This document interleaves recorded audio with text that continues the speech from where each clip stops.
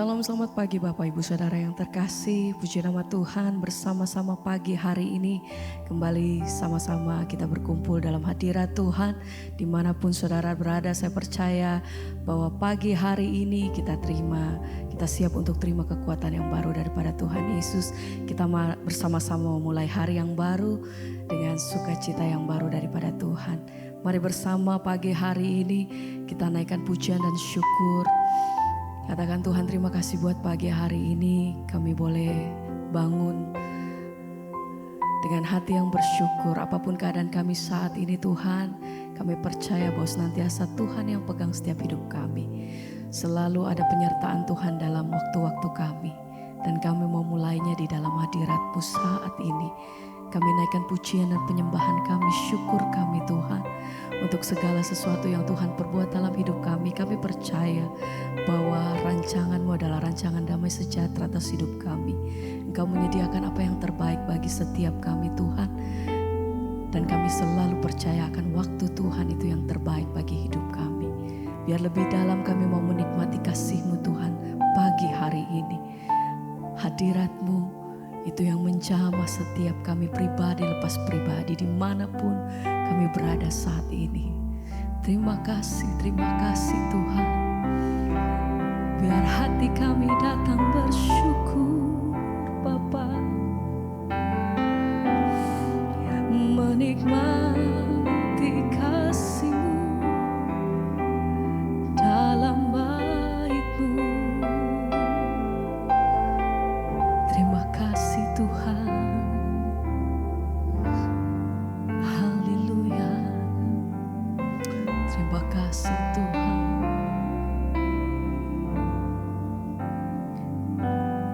Lebih dalam lagi ku rindu Kau Tuhan. Lebih dari segala yang ada. Lebih dalam lagi ku cinta Kau, kami Yesus, mengasihi-Mu. ku mengasihi-Mu. Mari bersama lebih dalam lagi ku rindu Kau Tuhan. lebih dari segala yang ada. Lebih dalam lagi ku cinta Kau Yesus, ku mengasihi-Mu. Lebih dalam lagi ku rindu Kau. Tuhan. Menikmati kasih-Mu Tuhan. Lebih dalam yang kami mau ada. nikmati hadirat-Mu. Lebih dalam lagi ku cinta Kau Terima Yesus. kasih Tuhan. Mengasihi. Lebih dalam kami mau nikmati kasih-Mu. Lebih dalam lagi ku rindu Kau Tuhan. Lebih dari segala yang ada. Lebih dalam lagi ku cinta Kau Yesus, ku mengasihi-Mu.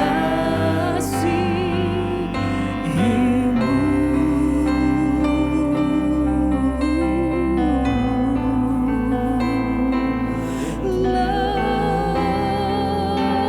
dalam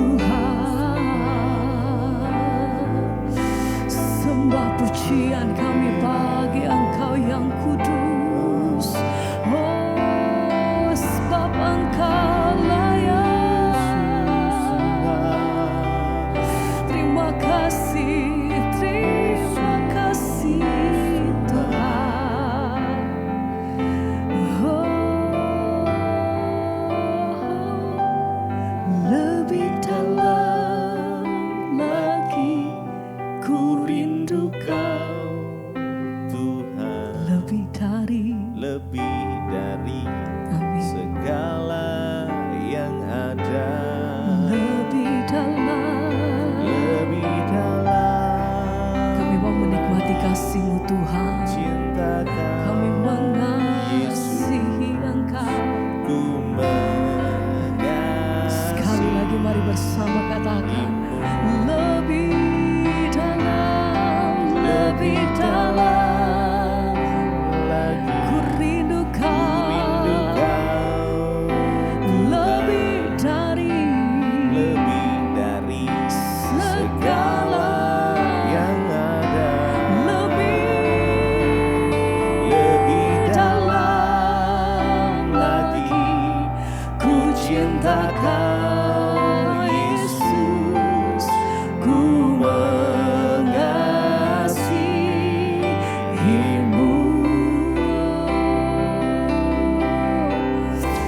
Lebih dalam kami mau menikmati kasih-Mu Tuhan.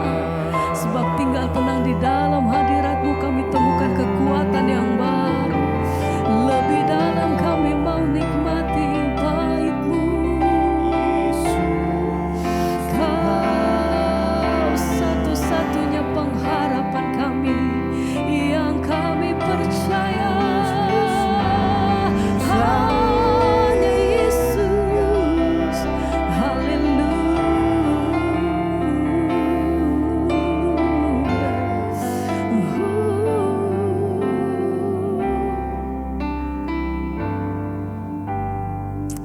Haleluya, terima kasih Tuhan. Yang kami percaya hanya di dalam nama-Mu. Kami meletakkan setiap pengharapan kami. Dan kami berseru, Yesus aku percaya.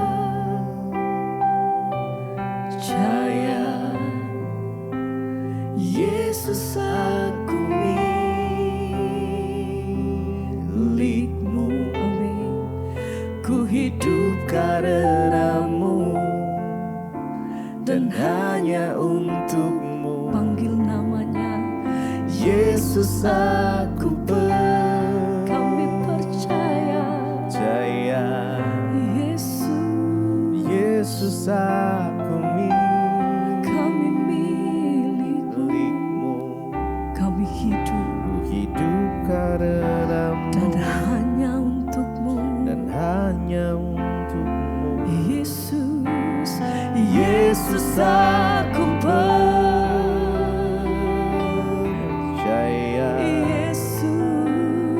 Yesus aku milik-Mu.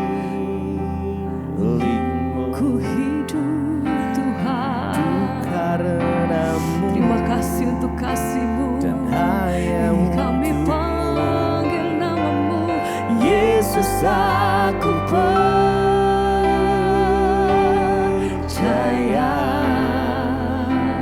Yesus aku milik-Mu.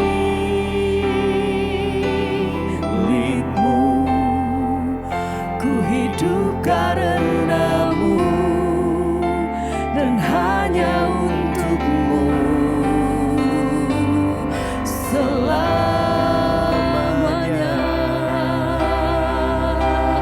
Oh, Yesus aku segenap hati kami menyatakan Tuhan, percaya.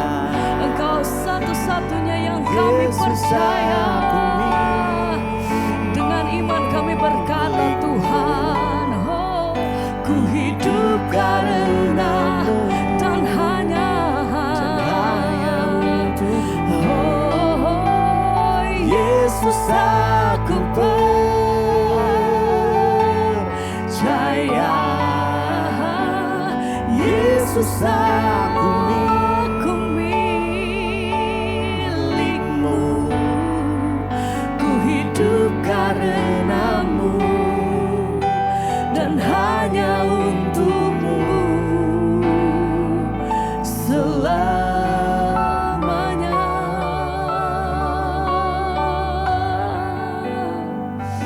Kami hidup bagi-Mu Tuhan. Ini setiap kami, ya Tuhan, yang kami pegang teguh, yang kami percaya. Bahwa setiap hati kami Tuhan lebih dalam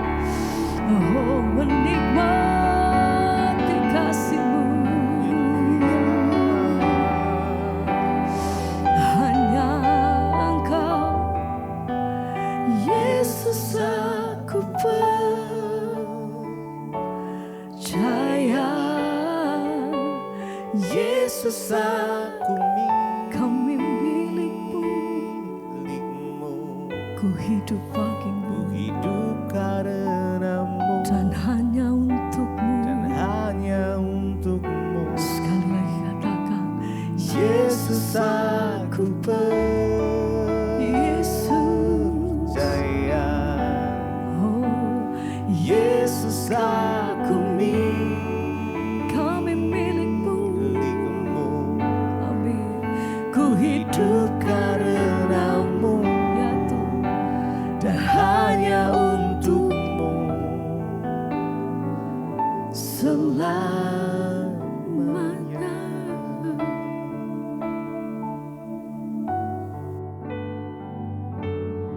Terima kasih Tuhan, kami bangun pagi ini dengan tubuh yang sehat, tidak kurang suatu apapun, semua karena anugerah Tuhan. Hari ini Tuhan, biar Engkau berbicara kepada kami lewat kebenaran firman-Mu. Kami percaya hanya firman Tuhan yang sanggup membaharui hidup dan hati kami.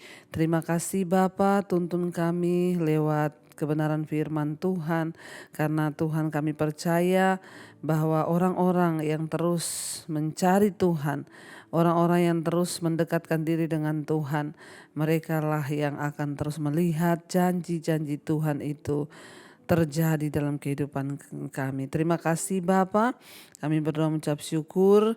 Kami memulai hari kami dengan firman Tuhan di dalam nama Yesus. Haleluya. Amin, amin, amin. Iya, selamat pagi saudara. Kita bersyukur ya bangun dengan tubuh yang sehat, tidak kurang suatu apapun. Semua karena anugerah Tuhan. Hari ini kita akan sama-sama melihat, membaca firman Tuhan ya. Terambil, hari ini saya ambil dari 1 Timotius saudara ya. 1 Timotius, kita lihat ya bagaimana firman Tuhan itu berkuasa untuk menuntun jalan-jalan hidup kita. 1 Timotius pasal yang ke-12, pasal yang pertama, 1 Timotius 1 ayat yang ke-12 ya. 1 Timotius 1 ayat yang ke-12 ya. Kalau kita lihat di sana ucapan syukur dan atas kasih karunia Allah ya. Rasul Paulus menulis ya dari 1 Timotius pasal yang pertama ayat 12, aku bersyukur kepada Dia yang menguatkan aku, yaitu Kristus Yesus Tuhan kita, karena Ia telah menganggap aku setia dan mempercayakan pelayanan ini kepadaku. Aku yang tadinya seorang penghujat dan seorang penganiaya dan seorang ganas, tetapi aku telah dikasihaninya karena semua itu telah kulakukan tanpa pengetahuan, yaitu di luar iman. Ayat 14, malah kasih karunia Tuhan kita itu dikaruniakan dengan limpahnya kepadaku dengan iman dan kasih dalam Kristus Yesus. Perkataan ini benar, ayat 15, dan patut diterima sepenuhnya. Kristus Yesus datang ke dunia untuk menyelamatkan orang berdosa, dan di antara mereka akulah yang paling berdosa. Saudara, kalau kita membaca di sini adalah ucapan syukur dari Rasul Paulus yang dinaikkan kepada Tuhan. Dia berkata bahwa ya aku bersyukur kepada Yesus, aku bersyukur kepada Dia, Kristus yang menguatkan aku, ya, yaitu Kristus Yesus Tuhan kita, karena Ia menganggap aku setia dan mempercayakan pelayanan ini kepadaku. Saudara, ya Tuhan itu memilih seseorang itu ya memang luar biasa. Tuhan tidak melihat latar belakangnya, itulah dikatakan bahwa kita ini diselamatkan bukan karena perbuatan baik kita tapi karena kasih karunia. Contohnya siapa? Rasul Paulus ya, contohnya siapa? Saya. Rasul Paulus juga dulu orang yang bejat, orang yang jahat, dia pembunuh. Tapi ya dia dipilih oleh Tuhan untuk menjadi pelayan Tuhan, untuk menjadi pelayan Kristus menyampaikan firman Tuhan. Makanya dia berkata, aku bersyukur kepada Dia yang menguatkan aku, yaitu Kristus Yesus Tuhan kita. Karena Ia menganggap aku setia dan mempercayakan pelayanan ini kepadaku. Ya saudara, saya berdoa juga supaya kita ini menjadi orang-orang pilihan Tuhan. Bukan soal besar atau tidaknya ya bagaimana pelayanan kita, tetapi kita kedapatan dikatakan setia. Karena Ia menganggap aku setia dan Ia mempercayakan pelayanan ini kepadaku. Kesetiaan itulah yang Tuhan cari dari kehidupan seseorang. Ya, ketika kita sudah menerima Yesus, ya, kita masuk di dalam pengenalan akan Tuhan. Apakah kita ini mau setia, saudara, ya? Setia kepada Tuhan, setia kepada firman-Nya. Dikatakan di sana bahwa Rasul Paulus bilang, aku ini setia. Tuhan menganggap aku ini setia. Ya, kata setia itu tidak mudah, gampang diucapkan tapi tidak mudah dilakukan. Orang yang setia kepada Tuhan artinya dalam segala keadaan dia tetap setia. Jangan hanya karena ada pergumulan sudah gak setia, gak mau berdoa lagi, udah gak usah pelayanan lagi, gak usah gini. Kenapa? Saya itu capek menunggu Tuhan, menunggu janjinya, melihat jawaban doanya tidak saya lihat. Sudahlah, gak usah Tuhan-Tuhanan.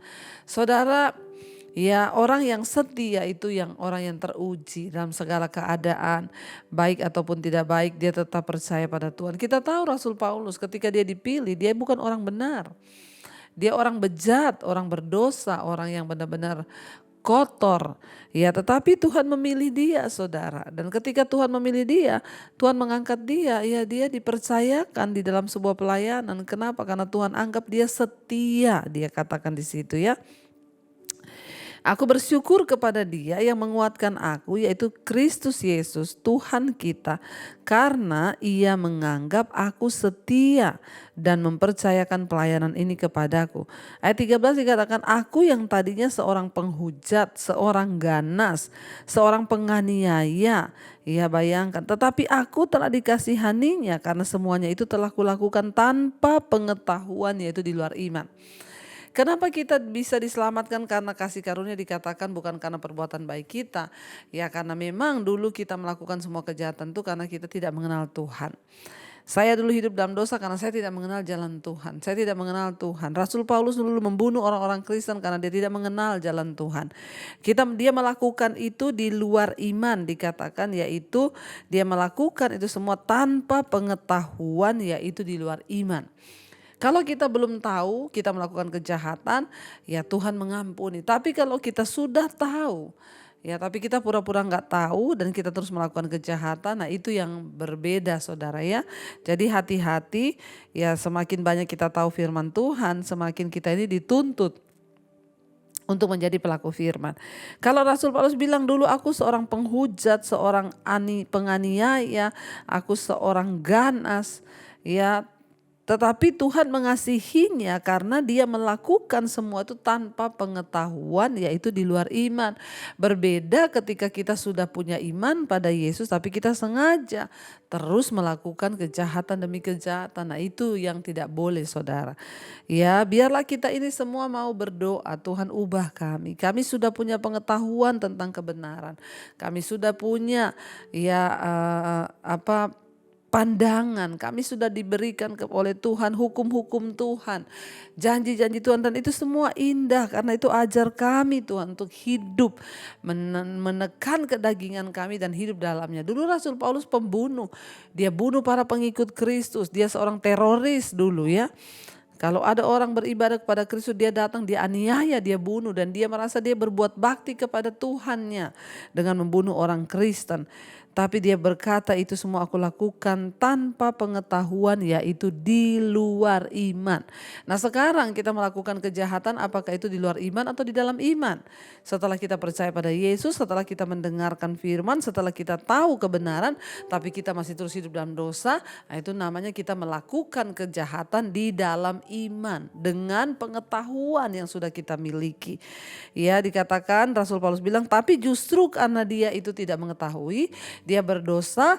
Ayat 14 dibilang, malah kasih karunia Tuhan kita itu telah dikaruniakan dengan limpahnya kepadaku dengan iman dan kasih dalam Kristus Yesus, ya. Dan perkataan ini benar dan patut diterima sepenuhnya. Kristus Yesus datang ke dunia untuk menyelamatkan orang berdosa, dan di antara mereka semua akulah yang paling berdosa. Rasul Paulus merasa diri sebagai orang yang paling berdosa di antara semua orang yang berdosa. Karena itu, saudara, ketika dia diselamatkan Tuhan, dia merasa dia hutang nyawa.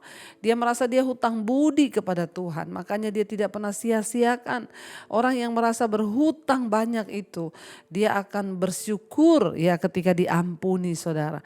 Rasul Paulus terbukti kesetiaannya kepada Tuhan. Kenapa? Karena dia menerima, ya anugerah keselamatan dan dia hidup di dalam anugerah keselamatan itu, dan dia juga setia kepada Tuhan karena dia merasa perbedaan hidup yang begitu nyata. Dulu sebelum dia mengenal Yesus dia pembunuh, dia anggap itu baik. Masa orang membunuh baik, saudara? Ya namanya pembunuh itu ya tetap gak baik. Ya tetapi Tuhan mengasihi dia karena dia belum tahu. Dia nggak tahu apa yang dia lakukan itu. Tanpa pengetahuan akan kebenaran dia lakukan itu semua. Di luar iman dia melakukan itu. Nah setelah dia di dalam iman, punya pengetahuan tentang firman Tuhan, dia menjadi orang yang setia. Dia membela kebenaran. Dia memberitakan kebenaran. Dia memberitakan Injil sekalipun menderita, mau dibunuh, karam kapal, tersiksa. Tapi dia berkata, ya bagiku hidup adalah Kristus, mati itu adalah sebuah keuntungan. Saudara, kita harus meneladani semua yang terbaik ya. Kita belajar hari ini Tuhan mencari orang yang setia. Jangan mundur karena persoalan hidup, jangan mundur karena apapun, tapi tetaplah percaya bahwa Tuhanlah yang pegang kendali atas hidup kita. Mari kita mau tundukkan kepala, kita mau renungkan firman ini. Terima kasih Bapa, terima kasih karena Engkau menyelamatkan kami dengan kasih karunia. Dan Engkau mencari orang-orang yang setia untuk bisa Engkau pakai. Kami mau menjadi orang-orang yang setia untuk dipakai Tuhan di dalam kehidupan kami, agar kami mau sungguh-sungguh Tuhan menikmati segala kebaikan Tuhan. Kami mau setia sampai pada akhirnya Bapa.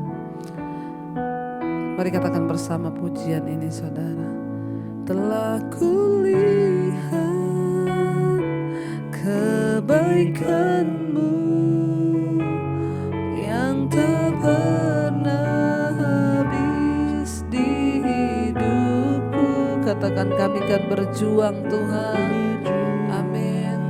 Sampai akhirnya Kau dapati aku tetap. Telah kulihat kebaikan-Mu yang tak pernah habis di hidupku. Kami akan berjuang sampai akhirnya Kau dapati aku tetap setia. Kami akan berjuang sampai pada garis akhir supaya Engkau dapati kami setia Tuhan. Engkau yang tidak memperhitungkan kesalahan kami. Karena itu ajar kami ketika kami sudah mengenal kebenaran-Mu, kami sudah memiliki iman percaya kepadamu. Ajar kami untuk setia sampai garis akhir. Ajar kami sungguh-sungguh mengikut Tuhan. Seperti Rasul Paulus yang dipilih, dia seorang pembunuh, penganiaya, seorang ganas. Tapi dia bertobat, menerima Engkau. Dan dia setia sampai di garis akhir. Bukan soal awalnya, tetapi Tuhan melihat garis akhir perjuangan iman kami. Berkati setiap anak-anak-Mu Tuhan, mereka yang terus setia di mezbah syukur, bangun pagi hari mencari wajah Tuhan. Hamba berdoa, berikan kekuatan hati iman, biar mereka terus berjuang sampai di garis akhir. Apapun pergumulan tantangan dalam hidup kami tahu itu bagian dari pendewasaan iman kami. Tuhanlah yang memberikan kekuatan kepada kami untuk menanggung semua penderitaan itu sampai di garis akhir. Terima kasih Bapa, berkati mereka yang bekerja hari ini, yang sekolah, yang kuliah, mereka pergi dari rumah Tuhan jagai, lindungi, dijauhkan dari segala mara petaka, mara bahaya. Tuhan berkati Bapa, apa yang kami lakukan hari ini berhasil dan memuliakan nama Tuhan. Yang terbaring sakit hari ini kesembuhan terjadi, Engkau jamah dan lawat, biar ucapan syukur ada dalam mulut kami Tuhan. Berkati yang berulang tahun, semakin bertambah usia jasmani, bertambah pula kedewasaan rohani di dalam Engkau. Yang sakit Engkau sembuhkan, yang beban berat Engkau berikan pemulihan. Berkati bangsa dan negara kami Indonesia, Bapak Presiden Jokowi, bangsa ini Tuhan, Engkau berkati, limpahi dengan damai, sejahtera, ketentraman, kemakmuran. Dijauhkan dari krisis dan segala kerusuhan, pemberontakan di dalam nama Yesus. Terima kasih buat pagi hari ini kami menghirup udara yang baru. Kami melihat matahari, itu semua karena anugerah Tuhan.